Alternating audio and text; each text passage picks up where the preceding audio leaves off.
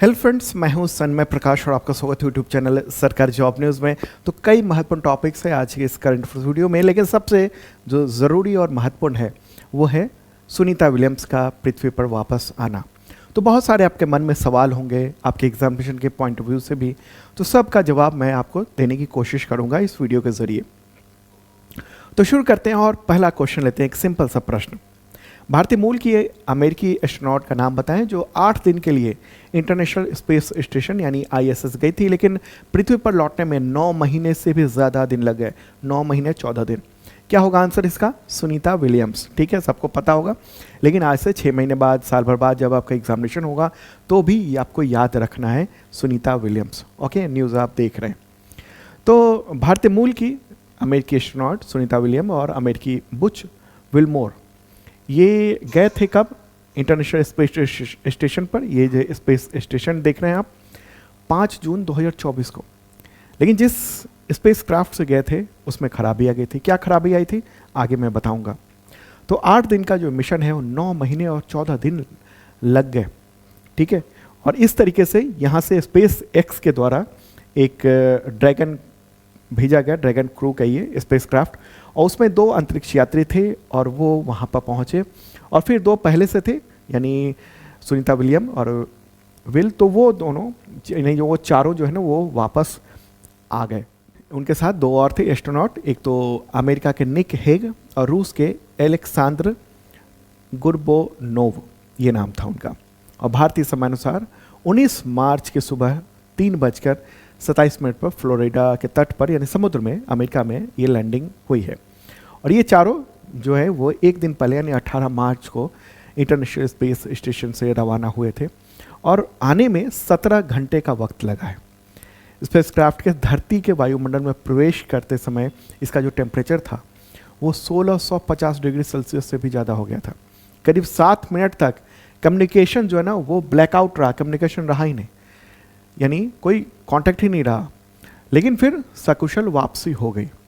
ठीक है, अब सवाल होगा कि क्यों इतनी देर लगी है, क्या हुआ था आखिर। ये दोनों भेजे गए थे 5 जून 2024 को।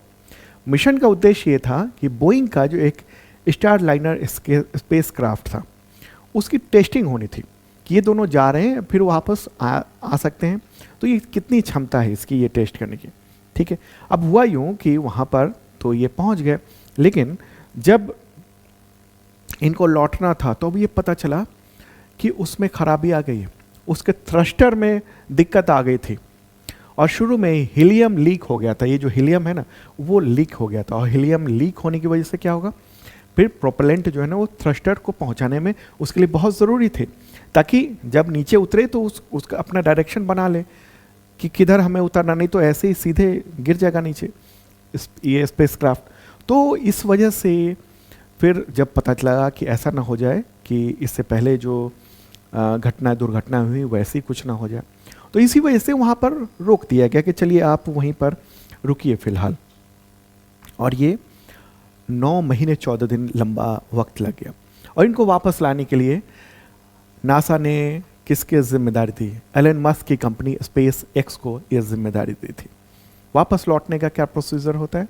क्या होता है कि ये इस तरह से चारों ये निकल रहे हैं उस जो स्पेस क्राफ्ट है जो वापस आया है उससे निकल रहे हैं।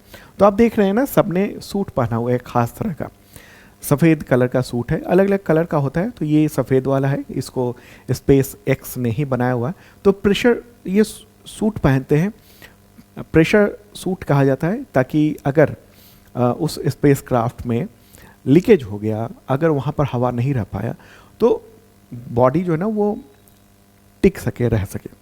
ठीक है, और इसके बाद क्या किए थे, एक बार फिर स्पेस क्राफ्ट में इंटर कर गए और फिर उसके बाद प्रेशर की जांच की जाती है, रिसाव की जांच की जाती है, और फिर अलग होता है और उसका डी ऑर्बिट होता है। डी ऑर्बिट बर्न शुरू किया जाता है। वो आप देखिए इस तरीके से दूर से जो फोटोग्राफ है रात के, वो नीचे उतरता है और उल्टा प्रेशर देता है, वो थ्रस्ट, उल्टा थ्रस्ट देता है, ताकि जो बहुत तेज़ी से नीचे आ रहा है तो वो इतने थ्रस्ट दे कि उसकी स्पीड जो है ना वो कम हो जाए। और इसके बाद करीब 27,000 किलोमीटर पर आवर की स्पीड से ये पृथ्वी के वायुमंडल में प्रवेश करता है। ये स्पेस क्राफ्ट इसने किया और इसके बाहरी हिस्से का जो टेम्परेचर है ना, ये देखिए इस तरह से आग जैसा लग रहा है ये, उसका टेम्परेचर 1650 डिग्री सेल्सियस तक पहुंच जाता है। कुछ मिनट तक कम्युनिकेशन ठप हो जाते हैं।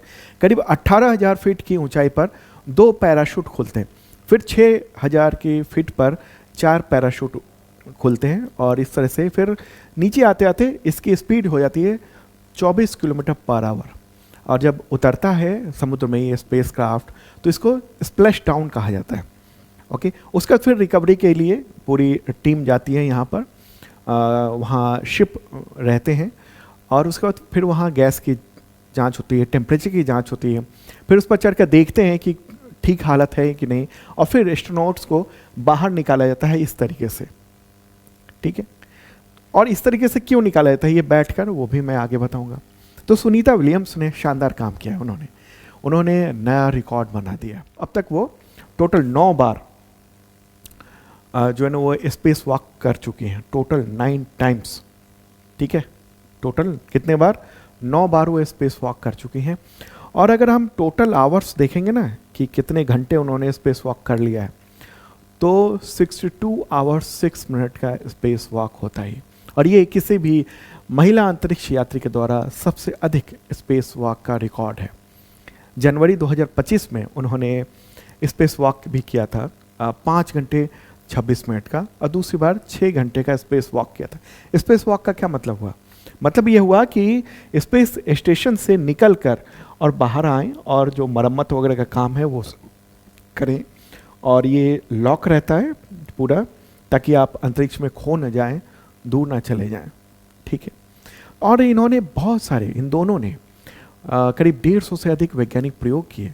उनमें जैव चिकित्सा अनुसंधान हो गया, पर्यावरणीय अध्ययन हो गया, कई तकनीकों का जो परीक्षण है। इसके अलावा इन्होंने स्पेस स्टेशन की मरम्मत का भी काम किया। इन्होंने कई सारे उपकरण बदले, हार्डवेयर का देखा।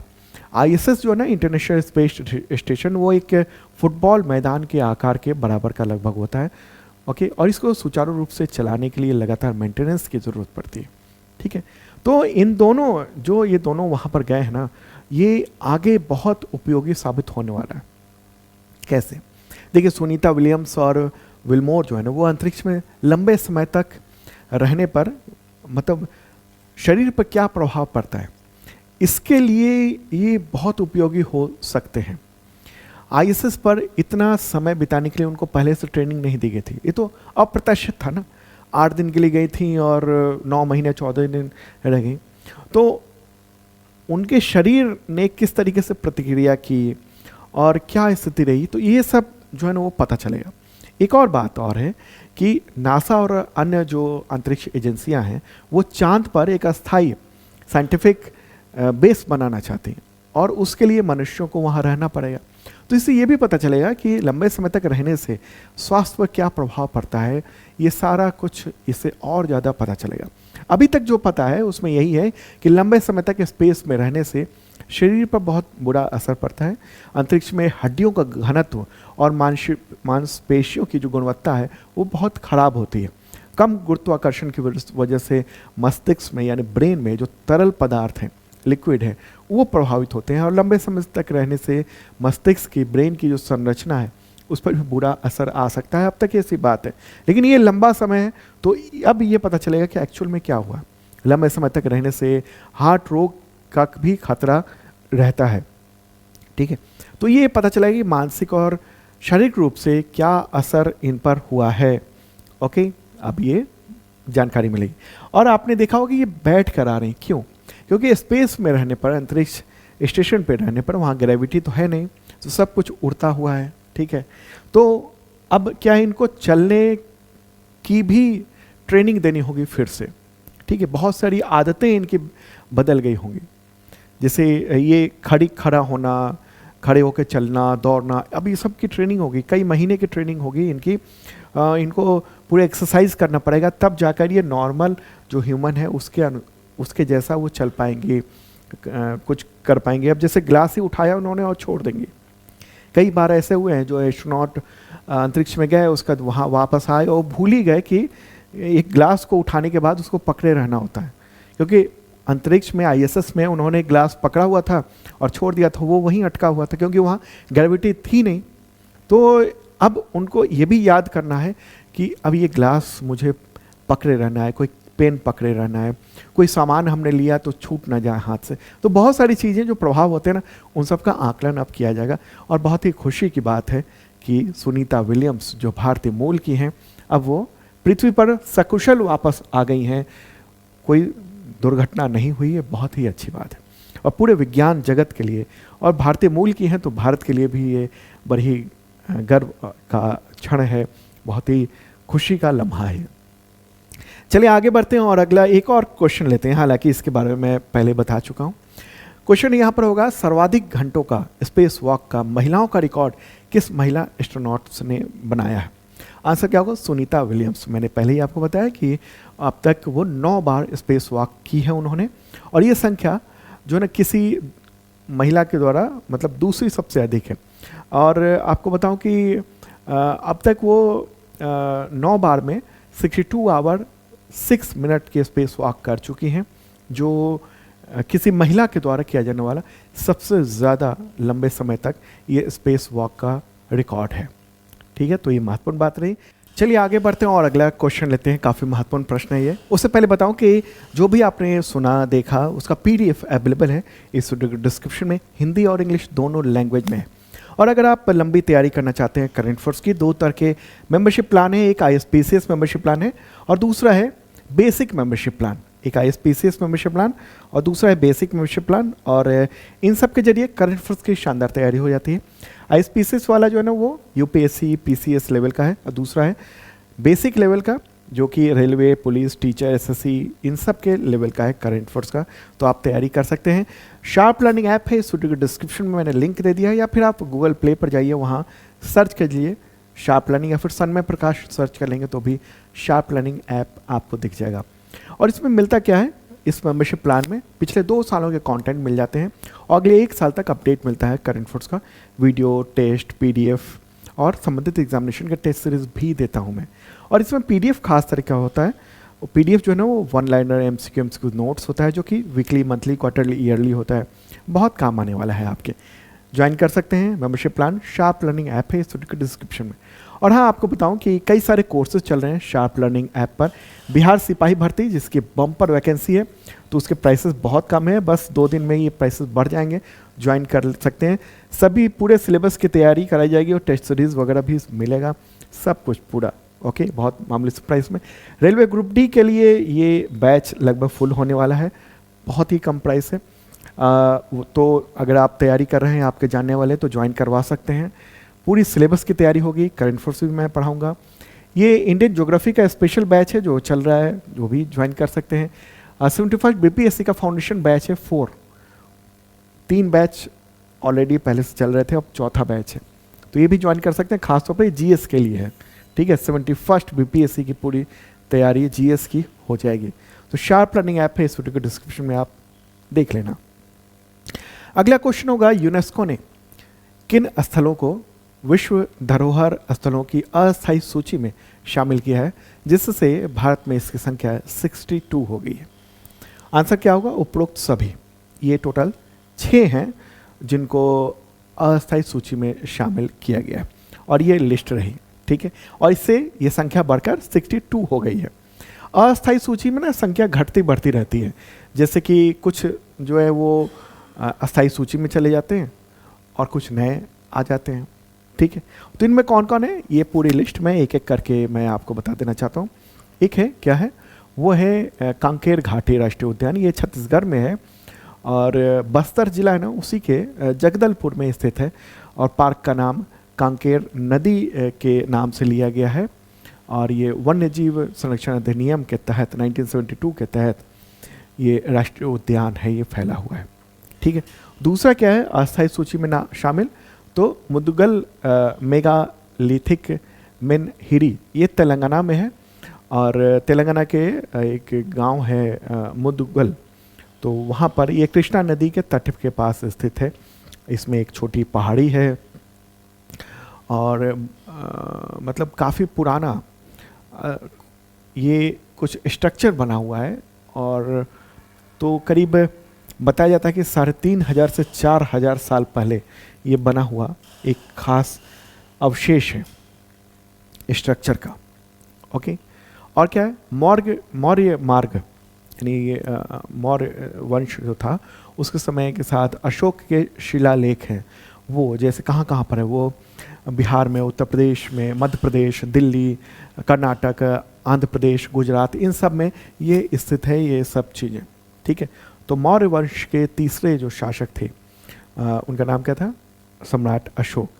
तो उन्होंने जो अपनी शिलालेख बनवाए थे और चीज़ें करवाई थी, तो उस सब का ये दिखता है और ये भी शामिल हुआ है अस्थायी सूची में। और क्या है, और है 64 योगिनी मंदिर, ये कई राज्यों में जैसे कि मध्य प्रदेश, उत्तर प्रदेश, तमिलनाडु, उड़ीसा वहाँ स्थित है। और 64 योगिनी की प्रतिमाएं हैं अलग अलग जगहों पर। ठीक है, ये मंदिरों में हैं और नक्काशी यहाँ गोलाकार रूप में है, ज़्यादातर ये पहाड़ियों की चोटियों पर स्थित हैं ये। ठीक है, और क्या है, उत्तर भारत के में गुप्त मंदिर, और ये जैसे मध्य प्रदेश, उत्तर प्रदेश, राजस्थान, बिहार यहाँ स्थित है। तो गुप्त वंश के कई सांस्कृतिक योगदान में से एक प्रमुख संरचनात्मक मंदिरों का निर्माण हुआ था, तो वो अलग ही है, अलग चीज़, तो इसको भी अस्थायी सूची में शामिल किया गया है। और क्या है, बुंदेलों के महल, और ये मध्य प्रदेश और उत्तर प्रदेश में है, बुंदेलखंड क्षेत्र में कहिए तो जैसे गढ़कोडार किला है, राजा महल है, जहांगीर महल है, दतिया महल है, झांसी किला है, धुबेला महल है, तो इन सबको भी अस्थायी सूची में शामिल किया गया है। ठीक है, तो ये 6 टोटल है, और इस तरह से टोटल जो संख्या हो गई है कितनी हो गई है, 62 हो गई है। उन सब पूरी लिस्ट मैंने यहाँ पर दे दिया है, एक बार मैं दे देना चाहता हूँ। ठीक है, तो आप ये देख सकते हैं एक एक करके टोटल 62 की लिस्ट यहाँ पर दे रहा हूँ एक एक करके।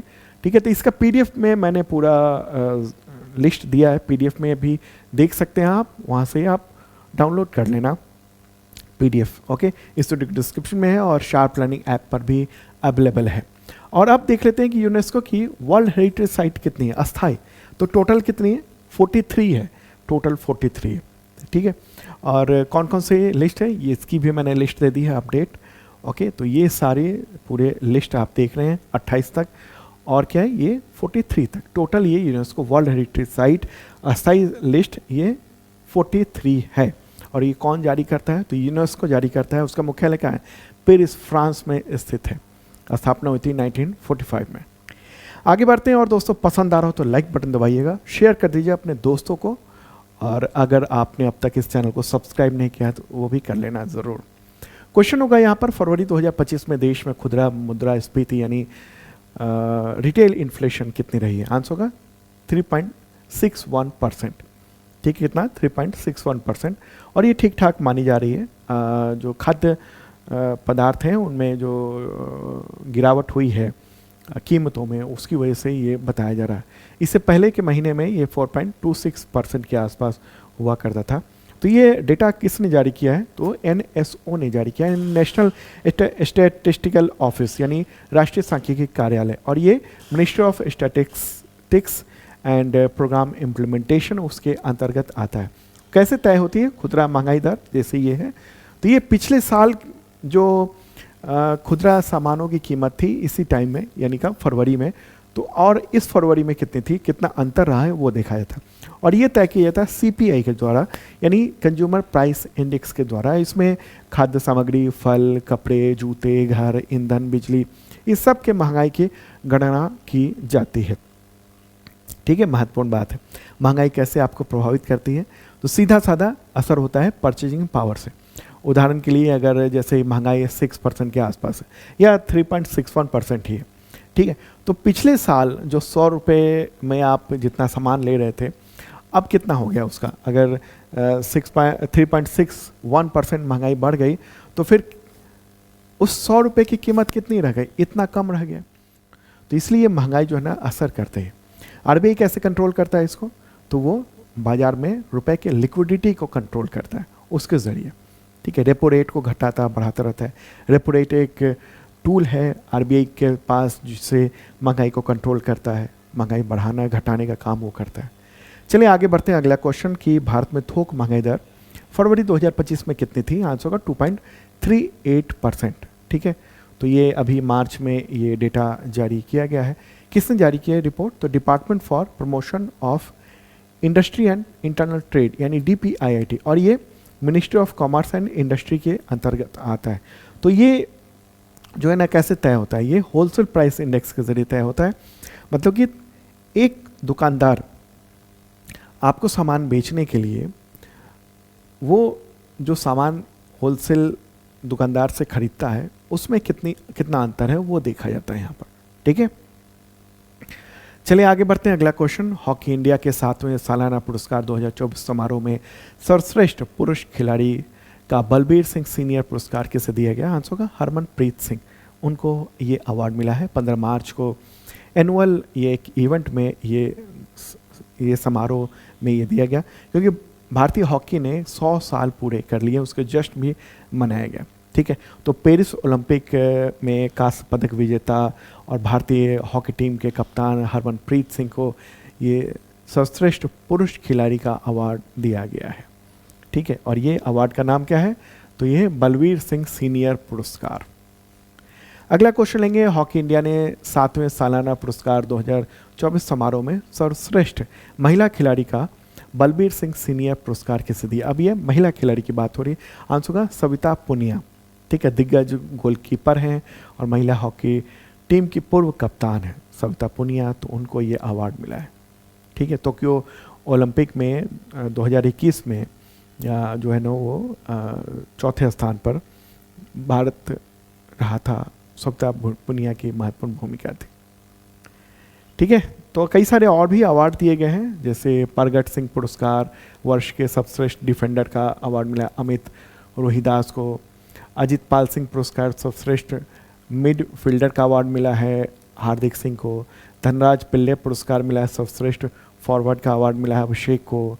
जुग राज सिंह पुरस्कार सर्वश्रेष्ठ मतलब पुरुष 21 वर्ष से कम उम्र के उभरते खिलाड़ी का ये अराईजीत सिंह हुंडल को मिला है।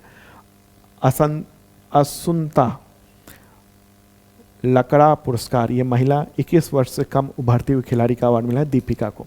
ठीक है, तो ये महत्वपूर्ण ये अवार्ड्स थे।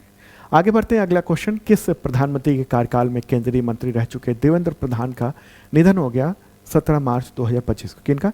देवेंद्र प्रधान का। आंसर हो गया होगा अटल बिहारी वाजपेयी। ठीक है, अभी आपके जो इस देश के जो शिक्षा मंत्री है ना, एजुकेशन मिनिस्टर धर्मेंद्र प्रधान, उन्हीं के पिता ये देवेंद्र प्रधान थे। ठीक है, देवेंद्र प्रधान धर्मेंद्र प्रधान के पिता, तो वो भी मोदी सरकार में केंद्रीय मंत्री रह चुके थे। परिवहन मंत्री के तौर पे वो थे। पहले वो पेशेवर डॉक्टर थे, फिर नौकरी छोड़ी उन्होंने, फिर राजनीति में कदम रखा। ओके, और फिर देवगढ़ एक लोकसभा सीट है, वहाँ से चुनाव जीते। ये रहा फोटोग्राफ इनका। अगला क्वेश्चन लेंगे, भारत ने world para athletics grand prix 2025 में कुल कितने मेडल जीते हैं? आंसर होगा 134। ओके, और गोल्ड 45 है, सिल्वर 40 है और ब्रॉन्ज मेडल जो है ना 49 ये मेडल जीते गए हैं।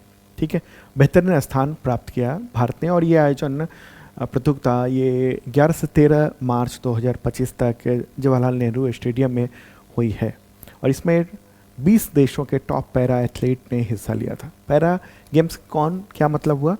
जो दिव्यांग खिलाड़ी हैं वो सब इसमें हिस्सा लेते हैं। अगला क्वेश्चन, राष्ट्रीय टीकाकरण दिवस कब मनाया जाता है? तो वो है 16 मार्च को। ठीक है, पूरे देश को टीकाकरण का महत्व जानकारी जागरूकता के लिए दिवस मनाया जाता है। पहली बार कब मनाया गया था? तो 16 मार्च 1995 को मनाया गया था। 1995 में ही भारत ने पल्स पोलियो कार्यक्रम शुरू किया था और ओरल जो पोलियो वैक्सीन की खुराक है वो दी थी, और उसी का नतीजा है कि पोलियो के खिलाफ बहुत आगे तक हम लोग बढ़ चुके हैं। तो दोस्तों, ये था इंपॉर्टेंट करंट अफेयर्स आप सबके एग्जामिनेशन के लिए, और कल का भी करंट अफेयर्स जरूर देखिएगा, लेकर आएंगे हम आपके लिए स्पेशली। और कई सारे कोर्सेज चल रहे हैं शार्प लर्निंग ऐप पर, वो भी ज्वाइन कर सकते हैं आप। Okay, bye.